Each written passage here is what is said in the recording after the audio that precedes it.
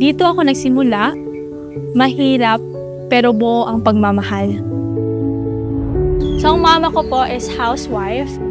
Yung father ko po ay nagtatrabaho sa isang company ng motor parts, and then yung sister ko is nag-aaral pa rin sa college. Yung brother ko po is diagnosed as having epilepsy. Parang napakahirap for me na makita siyang ganun. Hindi po namin alam na paano po namin siya mapapagamot since hindi po namin alam bakit ganun yung nangyari sa kanya. Ako ang nag-alaga sa akong kinamanghuran ng mong bata nga na ay sakit. Tapos ako'y nag-atiman sa Kamadilay nga nag-eskwela. Si Jubin maoy magtrabaho para masukusan ang among panginahanglan. Nabigyan po ako ng isang napakalaking blessing, isang scholarship na alam ko na matutulungan po ako makapagtapos ng pag-aaral. Kung wala pagid ang ganang scholar, di man yun ako makaya.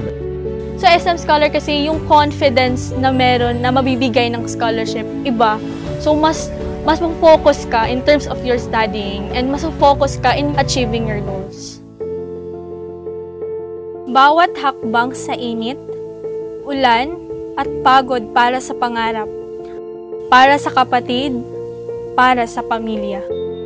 Ang hirap po doon sa daan kasi slide po doon yung motor pwedeng matumba. Sabi ko na, bakit yung iba, ganyan yung buhay nila, and sa amin hindi ganyan. So, ako sir, hindi ako nakikipag-compete with other people kasi alam ko doon pa lang hindi na kami, alam kong hindi ko na kaya makipag-compete sa iba. Parang doon na lang ako nakifocus sa achievements ko para somehow matulungan ko yung parents ko. Ang hindi ko malilimutan na sinabi ni Sir Harley C. na kapag lumaki ka daw na mahirap, hindi mo yan kasalanan. Pero kapag namatay ka na mahirap, it's really your fault. Because hindi ka gumawa ng paraan para maalis sa ganyang condition. Before po, I think yung dream ko is magkaroon ng malaking bahay. Pero nung elementary ako, it's changed my perspective. Parang gusto ko po na katapos ng pag-aaral at maging accountant. Since yung grade 6, doon ko nalaman na gusto ko palang maging accountant. I have the courage na to take the board exam is when natapos ko na po yung review, and then parang I feel like binigay ko na po yun lahat.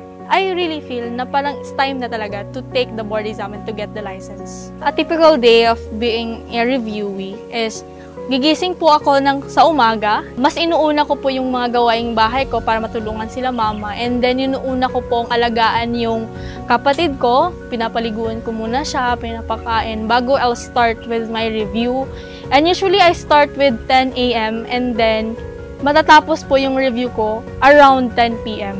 So after manood ng lecture na mga videos, I practice hundreds of questions per day just to practice po yung mga questions na pwedeng ibigay sa amin during actual board exam.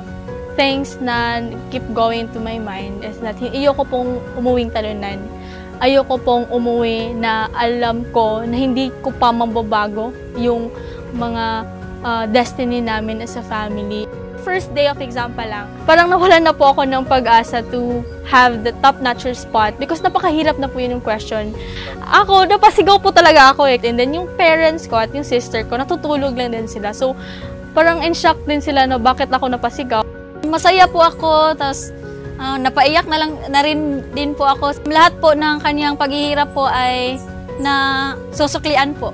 Pero ilang days pa lang, parang marami na yung tumatawag sa akin na companies offering their opportunities and job offers, and I feel really overwhelming. I am excited to start my new journey as an auditor, and I am really looking forward for my growth, for my learnings, and sa development of my skills as a certified public accountant. Paano feeling na napakabuti ng Panginoon sa'yo on how amazing God works in your life? Napakalaking blessing na for you to pass the board exam. Binigyan niya po ng more pa, and He gave me the top-notcher spot. Pag sa start ko ng career ko, it is really my way of helping my parents. If I could give advice to younger students, I would say na gawin ang dapat gawin. Just give your best and pour your heart into it.